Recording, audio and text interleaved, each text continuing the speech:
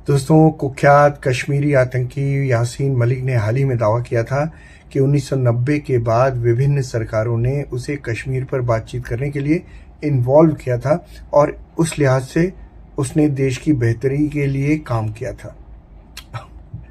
दावा देखिए। अब दरअसल यासीन मलिक को और दूसरे कश्मीरी आतंकियों को भारत की सरकारें 1990 के बाद से बहुत लाड़ से रखती रही हैं। दोस्तों, मैंने खुद देखा है और मालवीय नगर में दिल्ली के एक जगह ली गई थी इनके लिए सरकार की ओर से। सारे लोग कश्मीर से आते थे, वहीं रुकते थे, ऐश करते थे। हम लोग कभी कभी जाकर उनसे मिलते थे, इंटरव्यू करते थे। तो सरकार की ओर से इस आतंकियों और अलगाववादियों के लिए दिल्ली में रहने की बढ़िया व्यवस्था होती रही है।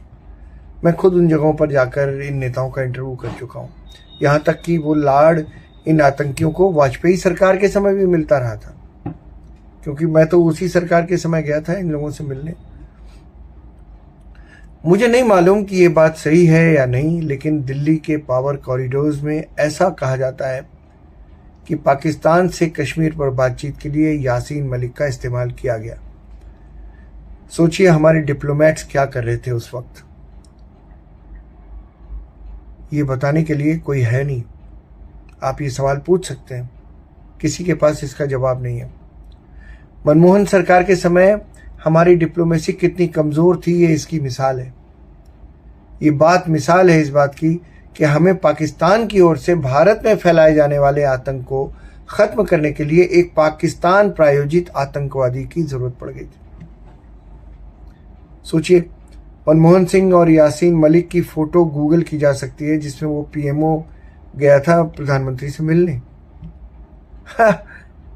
सोचिए, एक ऐसा आतंकी जिसने देश की एयरफोर्स के 4 अफसरों को गोली मारी और उनकी डेड बॉडीज के चारों ओर अपने साथियों के साथ नाचते हुए जश्न मनाया, हाथ में बंदूकें लेकर। ये वो आतंकी है यासीन मलिक। उस आतंकी के साथ यूपीए सरकार का कठपुतली प्रधानमंत्री पीएमओ में मुलाकात कर रहा था। ये जानने के लिए मुलाकात क्यों हुई थी? यासीन मलिक ये जानना चाहता था कि पाकिस्तान जाकर वहां की सरकार और वहां के आतंकवादियों से किस तरह से विनती की जाए कि वो भारत में आतंकवाद बंद कर दें। जाहिर सी बात है, कश्मीर पर मुद्दा था तो पाकिस्तानी तो यही कहते कि कश्मीर हमें दे दो, बाकी मौज करो, आतंकवाद नहीं होगा। लेकिन मेरा दावा है कि कश्मीर दे भी दीजिए आप, तो भी आतंकवाद वो करता ही रहेगा, क्योंकि उसका खून ही ऐसा है। तो जाहिर है, अगर सोनिया गांधी ही असली प्रधानमंत्री थी उस समय, तो यासीन मलिक से मिलने का फैसला भी उन्हीं का होगा। तो ऐसे यासीन मलिक ने कोर्ट में दलील दी है कि उसने भारत सरकार के लिए काम किया था। जाहिर है, ये कहकर वो सहानुभूति बटोरने की कोशिश कर रहा है और अपनी सजा में छूट मांग रहा है। उसे 4 अफसरों की हत्या के आरोप में उम्र कैद दी गई है और सहानुभूति बटोर कर वो इसे भी कम करना चाहता है। एनआईए ने कहा कि इसको तो आपने कम सजा दी है, इसको फांसी की सजा दीजिए।